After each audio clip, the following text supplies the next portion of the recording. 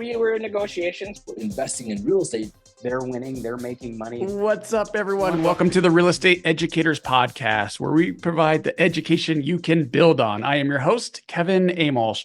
This podcast has been a ton of fun, y'all, because we're interviewing real estate investors, successful investors, and content creators. So if you're an investor or if you're marketing to investors through content creation, this is the podcast for you. I have a fantastic guest with me today, Mr. Ed Mathews. Now, we got to know each other a little bit on a previous podcast, but table switched here. I get to learn more about you today. I do know this. You've been investing in real estate for about 13 years. You have Clark Street Capital, which is right behind you there, and apartment investor, and some exciting news for us today. So welcome to the show, man. Hey, thanks, Kevin. It's good to see you. Yeah, so you got started way back in 24 years prior to you investing in your very first deal, and that was in 2011. Yeah. So you did Silicon Valley. You did that thing for 24 years. So let's go ahead and go all the way back there and tell me a little bit about how you got started. I mean, how did you go from Silicon Valley into real estate investing? So I've always had an affinity for real estate from my teenage years. I worked for house builders and developers, and anything from pushing a broom to clean up the construction site to hauling the shingles up to the roof or whatever. And loved every minute of it. And then I went to college and got a job and did what everybody tells you to do, right? Go to school, get a job, work hard, eventually save, enough money to be able to retire. And I realized that, life happens, right? So you get married and then you have kids, and kids require food and clothing and all that's, house. And it turns out that, saving your way to retirement is no longer valid, right? And at least in my book. And so 2008, a really good friend of mine gave me a copy of Rich Dad Poor Dad. And I common story, I know, but it fundamentally changed my viewpoint. And, I came out of that book and then reading all the other books between him and Ken McElroy's books and Tom Wheelwright's books and around tax advantages and all that.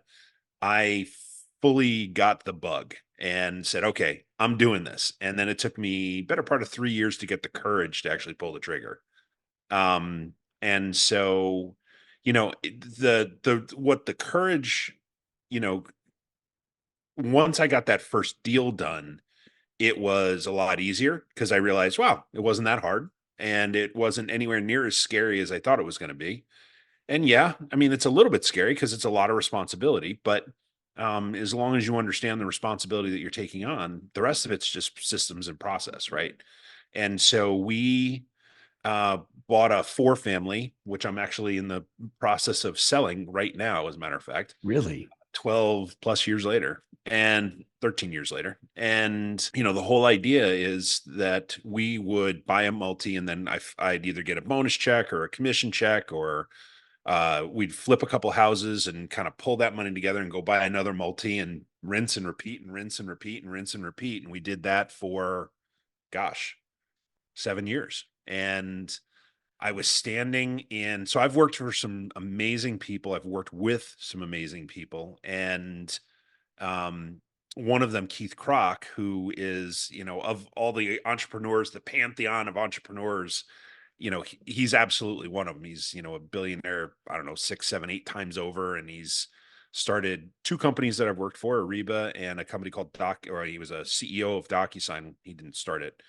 But I was standing in a conference room or a big conference area, and Keith was doing his year-end great job, we're going to take on the world speech that all CEOs do at the end of the year. And I was standing there with it's probably 2,000 of my colleagues, and I'm standing there and I'm applauding, and everybody else is, it's commonly referred to as the Keith's laser light show. I mean, he lights a room up. He's so charismatic, right? And he's smart and he's amazing. I hope I grow up to be him someday. And so I'm standing there And I'm listening. I'm like, yep, Keith's right. I just can't do this anymore. I was traveling 150 nights a year. I missed my kids. I missed my wife. Turns out we were all still really fond of each other. And I'm proud to say to this day, that's still true. Even though all the dumb stuff I do, I somehow survived that. And she lets me back in the house every night, which is nice. But the fact is that I decided I was going to leave. And so I get on a plane, I go home after that big meeting, and I tell my wife, I was like, I just don't want to do this anymore. Unfortunately, we'd been, very fortunate. I'd been through a couple of IPOs, and DocuSign was going public, 4 months from the point where I was making this decision. And uh, we talked about it over the holidays, and January 2nd, I picked up the phone, called my boss and said, I'm done. I'm resigning. I'm giving you 30 days and I'm out. What And year was this? this was 2018. So January 2nd, I resigned. February 2nd, I started full time here at Clark Street. And a little bit terrifying. Burning the boats is a real thing, and it's really scary. But I am so happy I did it. In fact, I had, I don't know, a dozen phone calls ranging from my father to, colleagues to friends that are like, you're leaving a company that's going public in 4 months. Are you out of your ever loving mind? I had the same conversation like 12, 15 times. And my answer was yes, and I'm still doing it. So I'm grateful for the support of my beautiful wife, Patricia. And, honestly, I'm really happy I did it because I'm a lot happier, a whole less stressed out. And financially, I'm doing okay. So I'm doing better than okay. So it definitely worked out. And my That's kids amazing. eat dinner time every night, which is really nice. And now they're actually young women. So it's good. So the motivation was the family, it sounds like. That's awesome.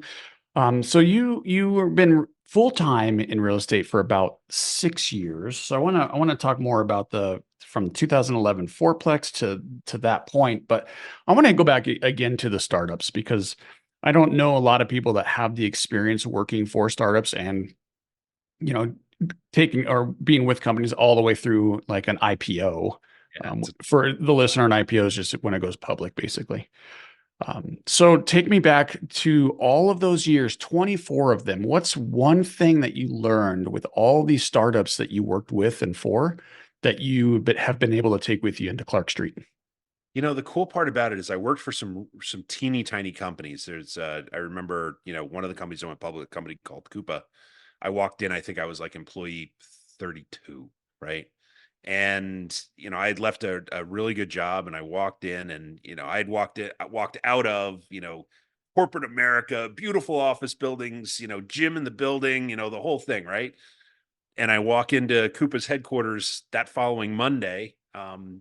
And there's wires hanging from the ceiling, and the everybody's in jean shorts or shorts and t-shirts, and I'm thinking, oh my God, what have I done? Right. And Rob, the CEO, is like, no, no, no, we're moving, this is temporary office space, don't sweat it. I'm not going to change the software developers, they're still going to be in shorts, but other than that, everything's the same, right? It's everything I told you it was. And I said, oh, cool, let's go. And the cool part about that was that I got to wear a bunch of hats, right? I was a sales guy, I was a leader. I was in operations for a while. I was in, solution consulting, which is kind of explaining the software to other people. I was in marketing. I was in, all these other things. And I did that job after job after job after job. And so, my inclination, because I graduated from, school with an English and mass communications degrees, which, basically qualified me to go back to school. And um, and so I always thought, maybe I would go back and get an MBA, but I realized that I lived it, the first 20 plus years of my life.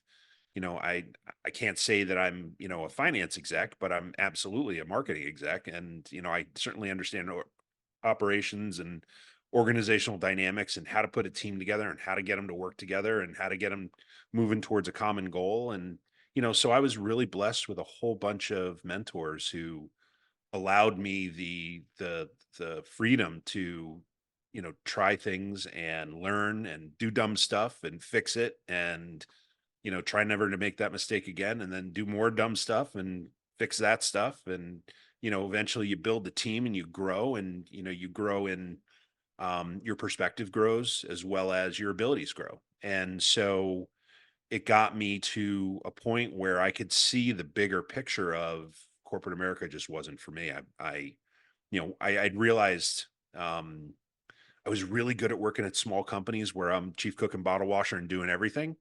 But when somebody starts with the bureaucracy and you didn't put a cover sheet on your TPS report and all that, my head started to, Yeah. wobble a little bit. So So what's a piece, like, what did you learn, like, specifically? So I understand the teams and the failing and retrying, and just as long as you're moving, you could change the directions, right? And you're getting to where you need to go by doing that. I can understand all of that, but what's one specific thing that that you're doing right now that you learned from one of these startups that went public? yeah, so marketing is probably the most important thing that any of us do as business owners. That's awesome. And I would say that marketing, the moment that you realize that marketing is about your customer, not about you, your life gets a lot easier very quickly. Because when you understand what's important to that target audience, the customer, the client, the investor, whatever, and you create an environment where, you're actively interrogating that avatar, that human, to find out where they are in their journey and where they're trying to get, and then figuring out, okay, here's how I can help you get there. The second that light turns on, your life gets way better. I 100% agree. I love that you're saying this, Ed, because no one gets paid until someone makes a sell. We know that sales is super important. That's how everyone makes their money. But look, you're not going to sell to nobody, right? You need to have someone to sell to. So I agree. I think marketing is the most important department in any business. So anytime you hear, like, what kind of business you're in, well, it better be the marketing business or you're not going to be successful. Yep. Couldn't agree more. Yeah, it's that is, gaining that clarity around, who you're trying to, what problems you're trying to solve for, what person keeps you from trying to do all things to all Yeah. people, which is possible. And it also, makes them understand, your target client, make them understand that you actually care about helping them, right? Yeah, and you're doing that through some content creation similar to what I'm doing with this podcast. And you're doing it through your YouTube channel and a podcast. So I know I wanted to get into your real estate investing, but this is where it sounds like we're going, and I'm very interested in this. So tell me about, how do you market to your investors? You're trying to raise capital to do real estate transactions. You have a new debt fund, which you told us about, or told me about right before we hit record. So I want to hear more about that. But in both cases, you're trying to raise capital. So what are some techniques you're using to attract that? So I don't believe in outbound sales, right? I think because I don't think I can convince anybody of anything, right? But the reality is, if I teach them how to do what we do and help them understand the process we go through to identify deals, underwrite those, and make sure they're a good fit, buy them, finance them, buy them, and then ultimately manage them well.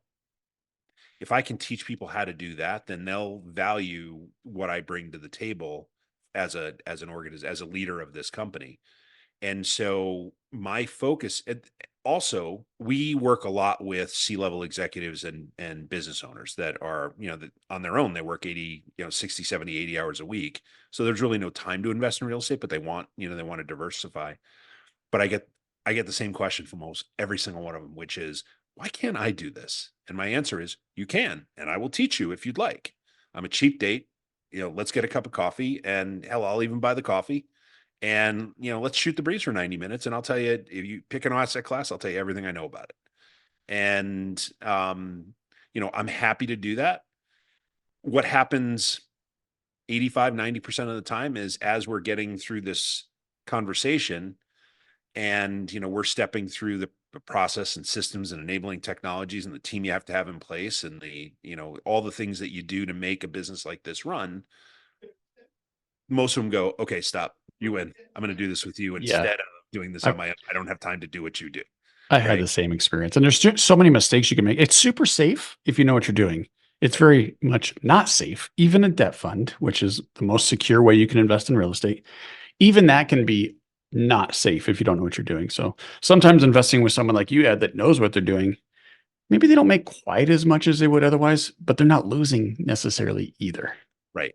Right. It's, for guys like you and me and, our investors, it's managing that downside and making sure you understand, the fact is the last 5, 6 years made geniuses out of a whole lot of people that aren't Yep, geniuses. that's Right. right. And right now, with interest rates where they are and cap rates where they are, it's kind of separating the wheat from the chaff. And, um, the fact is that it's now easier to identify who knows what they're doing and who doesn't, right? And so, I think that through education, it also helps them hold me accountable, right? We wrote an ebook that actually is going to be released in a few weeks. It started off with 75 questions you need to ask a syndicator before you invest with them, and over the course of time, I've been interviewing other investors and they ask me really good questions. I'm like, okay, we're adding that one to the book too. And it's now 112 questions. And it's, I think through education, you can demonstrate, first off, you can serve the community that you're having that conversation with, which is important. Because I think that the community won't care about you until they realize you care about them.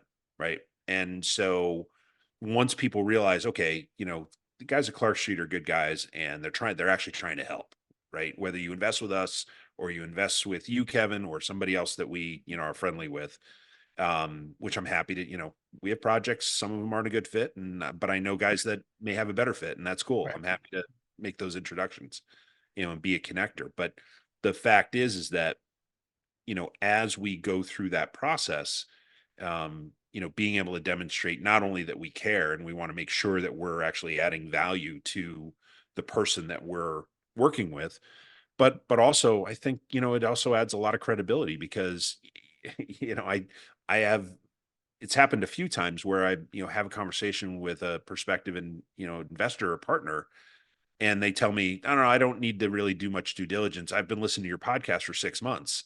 Right. And the answer is yes, you do. Yeah, And here it exactly. is.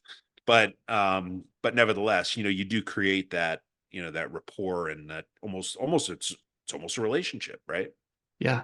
I've experienced that too not as much the podcast, to be quite honest with you, even though I do get some comments on that. It's more the YouTube channel. That Our too. podcast is posted on YouTube. So maybe they are watching that as well. But I get feedback sometimes like, I feel like I know you, people will Yeah. tell me, and I've never met them. Right. And I've they had people, already know me, they already like me, and they already trust me. And we haven't even spoken. right. And that's, You know, you can create like that through content creation. you can. And, it's like buying a car, right? Time was when I bought my first car back in the 90s, I would go into the dealership and I would, I would meet with a sales guy or gal, and they'd ask me questions about, okay, what color do you want? What options do you want?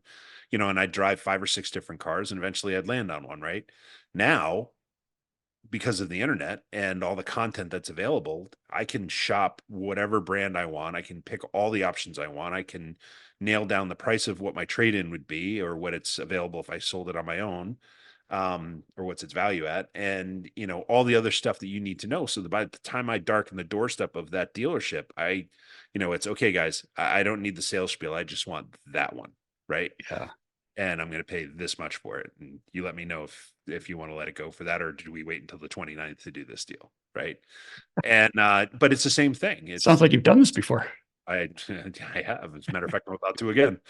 Um, but yeah, I mean, it's the same thing, the internet and content, because it is, so easily consumed that it does create that at least one-way conversation, although it feels like a two-way conversation. Yeah, it feels like that to them for sure. So you mentioned your podcast. You've had some success converting on there. So you have a YouTube channel also. Now you're writing this book. I'm excited to read that, by the way. What other mediums are you using to get content out there or get your message out there?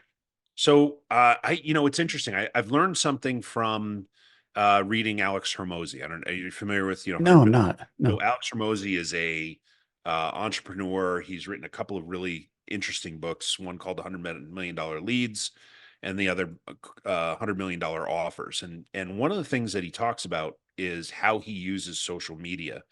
And so I kind of adopted it myself. And so like I use Twitter to put out information, 5 steps on how to do this, 3 ways you Okay. screw up a deal. So these are like blog posts almost. But they're just it's on X, right? Or Twitter. So just super short. Yeah, it's 200 Okay. characters or whatever. Nice. And Okay. I'm testing that messaging and where people like, respond, comment, share, repost, whatever they call it. Those are the ones I know that resonate, and those are the ones I then turn around and make videos on, and we push that out to YouTube to start, and then convert the long form into short form using a tool called Opus Clip, which I'm totally addicted to. And so Opus Clip basically will cut up a long video into 30-second to 2-minute bite-sized videos that you can then push out to Facebook, Instagram, TikTok, wherever else in short form. So, we're basically ideating using Twitter, and then publishing out on LinkedIn, Facebook, Instagram, and YouTube. This episode is brought to you by Pine Financial Group. Pine Financial is a private lender specializing in short-term rehab lending to real estate investors. Got a property that needs some love? We can help. We are able to offer funding solutions because we raise private money from individual investors. With more than 15 years of experience, Pine offers passive investors an alternative that provides stability, consistency, and security to your portfolio. If you like real estate but want to avoid the ups and downs and effort, a Pine mortgage fund could be a perfect fit for you. Accredited investors will experience an 8% preferred return and profit sharing. Diversify your portfolio out of Wall Street and into Main Street with a Pine Financial Group mortgage fund. Get more information at pinefinancialgroup.com. That's pinefinancialgroup.com. Great. Well, I guess I just wanted to focus on the YouTube and the podcast, but I don't know why I'm doing that. But of those two, which one do you think performs the best? YouTube, it's not close. Yeah, So I agree. The reason being is that YouTube is the second largest search engine on the face of the planet, Google being the biggest, right? And so if you can create video that's valued by the community to which you're working with or speaking to, that will help with everything else. Because if you search anything to do with Clark Street or the business we're in, and you find us, and sometimes you do, sometimes you don't. We're not perfect. We're getting better. But the fact is that most likely it's our videos that are popping up, and then they'll watch that 5-minute video, and either there'll be a connection or they'll think I'm crazy or whatever else. And if we strike a chord, then typically they'll hop on the website, and we're seeing most of our traffic coming from YouTube. That's great. Yeah. So we're having some success with YouTube for sure. And you hit it right on the head from my experience. About 5-ish minutes is kind of where you want to be. Now your podcast, you can get a lot more information in there because it's almost expected to be 20, 30, 40 minutes, something like that. How long are your typical podcast episodes? I tend to be long-winded, so I shoot for 25 minutes and hope to land at 35. I got it. We're in that ballpark. Okay. And then your videos for the most part, 5-10 minutes, under 10 though, I would assume. Yeah. So we're definitely, so we tend to cut up the podcast, and I do separate content as well based on what Twitter tells me is important to the community. Okay, cool. And that's so you're building credibility, you're building trust. And how do you make the offer? Like what does it look like to convert from a video on YouTube to investing in your fund? So typically the process is a 15-minute conversation to start. So I look at that whole dance, so to speak, as dating, right? Before we get married. And because once an investment's made, now we're married, right? Yeah. You have your cell phone, you have my personal email address, you know where I live, you know everything you need to know about me. But the dating part, first 15-minute conversation is all about the investor. I want to know where they are in their process, where are they trying to get, how quickly do they need to get there, what are they doing with this money ultimately? Is it for retirement? Are they saving for a wedding? Are they, is it going to be cash flow for them? And each answer indicates a project that might be a fit for them, right? So if it's retirement, we're doing a development project. that's going to be 6, 7, 8, 10 years, in length, retirement might be a good fit for somebody in their 30s, right? However, if you are my age, 55, and a development pops up and then, and we say it's probably a 10-year hold, that might be right on the edge of too long, right? So maybe one of our joint ventures or syndications or the fund is a good fit. And so, what we're trying to do is understand kind of where you are and where you're trying to get and why you're trying to get there. The other thing I want to know is where the money's coming from, right? Is it coming from a self-directed IRA? Is it coming from, your bank account? Did you just inherit money and you're not really sure what to do with it? And, because one of the things I find a lot of people, see real estate as kind of, I'm going to catch up and get rich. It's not the way it works. And, this is very much a marathon, not a sprint. And so, if you're looking for a quick hit, there are places to get that. I'm just not one of the guys that provides those, right? And so, we're looking for people who understand a couple of very key things. One, that it's a long-term commitment. Two, that, the way that we do this is a little bit different than a lot of the folks out on the, out in the market. And that is that, we come at this from a human being perspective in that our business model is predicated on vacancy or lack thereof.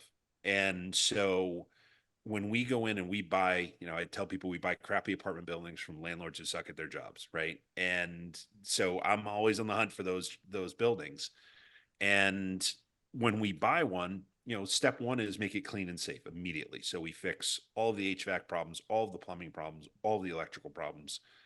I want to know everything, right? And so part of that process is also repairing the relationships with the residents who will then tell you this outlet's broken, that switch never worked, my heat never turns on, at the right time, or it gets too hot or it's never hot enough or whatever. I want to know all that because we're going to fix it immediately.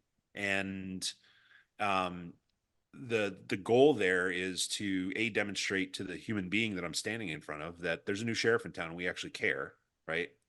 But also I want to save as many of those relationships as I can, knowing that I'm probably going to lose 25 to 40% of the residents. And that's okay. That's part of the plan.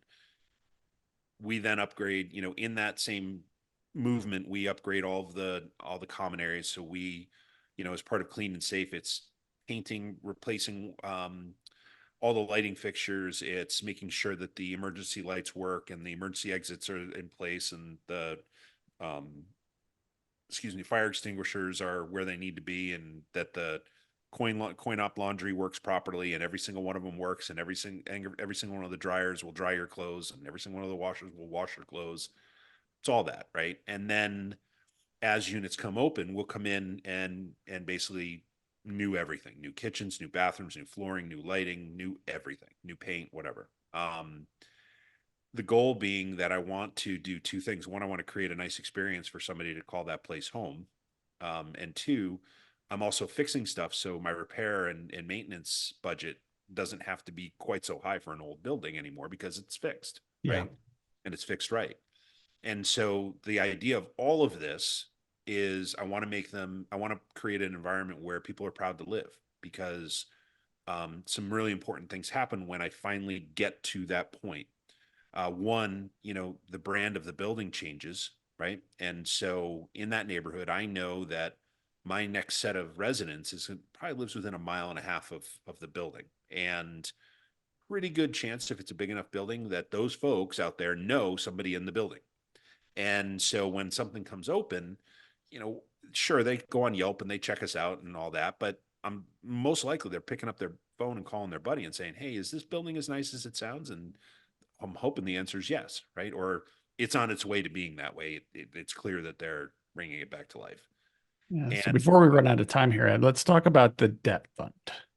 yeah, sure. So this is brand new for you. But you're excited about it. You told me you got it going. It's off the ground. You're accepting investors now.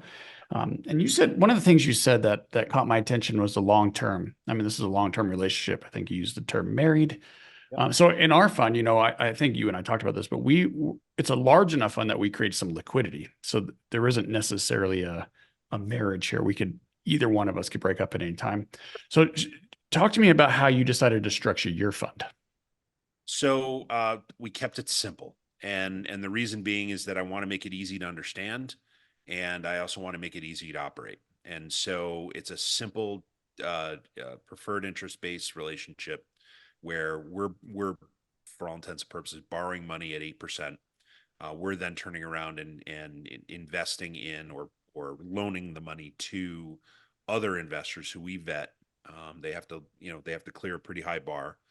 We're loaning that money out at 3 points up front and 12%. We're reserving the 3%, the 3 points, so that if somebody does say, "Hey, I got to get out," we have capital to do that, and then we're living on the arbitrage, the spread. Yeah, that's a good structure. So it's similar to how we're doing it. So the cool thing about working with you is, well, first of all the experience you have, but you also have multiple options. Right. So if an investor is coming in, you're going to try to put them in the best option, which is very different than most syndicators I talk to. Yeah, I'm not interested in square peg round hole syndrome, right? It's I want to find the reason that we spend time up front and then spend the relationship reinforcing, make sure we understand, okay, this is what you're trying to get done, is because I don't want to put every project in front of them. I just want to put the ones that fit in front of them and keep it simple, right? And so that is the way we manage our relationships. That's the way we manage our projects. And we basically we group and stack rank the projects based on our investors' wants and needs. Okay, before we run out of time here, I want to just get some more advice from you, from the listener, if I can, because your vast experience. So you've obviously grown from a fourplex, now you're doing big, large syndicated apartment deals. It sounds like it's pretty much strictly apartment. It That's is, your yeah. So okay. yeah. So a lot of our listeners are newer real estate investors. So over this process, and they probably want to do larger projects like you're doing. So what's a piece of advice for someone that's kind of getting started in this challenging market? You mentioned it, high interest rates, higher cap rates. How is someone going to be successful in this environment? So the interest rates are higher relative to what they've been over the last 5, 6 years. But if you look at the last 50 years, they're right in the middle of the historic norms, right? I mean, the average is like, last I looked, it was 7.74%, and we're a few clicks below that. So we're right in a healthy spot in terms of where interest rates are. And so then it just comes down to buying right. And so if I were starting out, I probably wouldn't flip. I would probably start with, a small multi, something under 10 units. I find that commercial buildings, 5 units and above, tend to be easier to finance these days. And especially if you buy it well, you can do it. There's a lot of options out there, from DSCR type loans to loans based on your credit and everything in between. There's also a lot of investor capital in that space as well, because it's those assets are easily understood. So that's where I would start. I would probably start with a six family, and I would manage it for myself for the first 6 months and make every mistake in the book, and then learn how to fix them. Because then you can go hire a really good property manager, and you'll know the questions to ask that person, and you'll know very quickly if they're doing a good job. I And so, agree with that 100%. And I tell everybody that I would much rather see you go make some mistakes, manage yourself, because you're going to have to manage a manager. right. And on some of my out of town stuff, I find it even harder to manage a manager at times than it is to manage a tenant in my own backyard. So I love that. With one caveat here, I'm in Colorado, as you know, and there's lots of legislation, both proposed and passed, attacking landlords. So how do you react to that? Um, so part of it is our expansion is like in Connecticut, very similar political environment. There is a lot of legislation being proposed around rent controls and other things that I think that the legislative bodies believe will help, but actually will hurt Mhm. That's right. the communities. But so we're first off, if you run a tight ship, the fact that like here in Connecticut, they changed the law for return of security deposits from 30 days to 21 days. Is that a big deal? Nope. But a lot of people are freaking out about it, and a lot of my peers are. And if you ride a tight ship, that's easy, right? Yeah. Somebody moves out on the 31st, you're in there on the first, you inspect. your guys turning it, or they're on the late on the first, early the second, and by the second or third, everything that's been broken and everything that needs to be fixed, and what's our responsibility, what's the resident's responsibility, and got to check. It's not hard. Yes, I agree with you. I'm just concerned how to keep up with the regulation because you don't want to fall out of the regulation. So what's your advice to the listener on how to stay current? So here in Connecticut, we have a couple of groups that are really helpful in terms of keeping up. So I have first off, there's an excellent real estate attorneys group, and I'm sure they're in every state, that has either a podcast and or meetups. I would stay close to those and listen to them. I'd also go to your local RIA because they usually have their finger on that pulse as well. And between the two, I think you can probably pick up most of it. The other part of it is read the paper. Follow attorney podcasts. Or I'm writing this down. Read them. Meetups. Yep. And read. Pretty straightforward. Pretty straightforward. I'm a simple guy. Cool. So anything else before we wrap up? Anything else you want to share? Pieces of advice? And then we're going to get your contact information. So any last words of wisdom from Mr. Mathews? Yeah. So we started to touch on it, and I want to drive it home. It breaks my heart every time I meet an aspiring investor that says, "Hey, I just spent $30,000 on this training." Me too. I hate that. And I don't know what to do next. Well, okay. What kind of money do you have to go buy a duplex or a triplex or a four? Or, oh, I don't. I spent it all on the guy. Yeah, exactly. Oh my God, don't do that. Because for the cup of coffee, I could have gotten you halfway down that path for, the $5 it would have cost me for a cup of coffee, and I would gladly do it. And so that would be my biggest piece of advice is, if you go to YouTube, if you listen to people in your area, if you go to your local RIA, if you pick up a book, and if you don't know which books to read, email me at ed@clarkst.com, and I'll send you a list of 10 books that you should start with, and just educate yourself that way. Because the fact is that a book is an author's way of boiling basically 10 years of their life down to about 250 pages. And if you're perceptive enough to read those carefully and make sure you understand them, I learned how to manage a property from Brendan Turner, right? I read really? Did. Okay. And then I read, a couple of other books. Guys escape me. He's a cop up in New York, Landlording on Autopilot. It'll come to me. But there's little bits and bytes that I picked out of all of those that I use to this day, right? But yeah, look, I agree with you. I mean, you can get the education now. Like when you and I got started, I bought my first house in 2001, but okay. So you a little bit after that, but even when you were getting started, the education, the content wasn't that easily accessible. Now there's really no reason. There's so much information out there. You don't necessarily need to hire a coach to get the information. Where the coaching programs come in, the value is the accountability piece. Like if it's a good program, they could push you into the deals and get you going. Sometimes people need just a little shove, right? But you don't need to spend to your point, you don't need to spend $30,000 to get that. So definitely you can get the education without spending $30,000, and then the accountability piece. There's accountability groups you could find for maybe even free, but a fraction of that cost. So great advice, Ed. Go ahead and give us so you got some funds. You're willing to meet with people for coffee if they're local. How do we get a hold of you? Best way to reach me is ed@clarkst.com.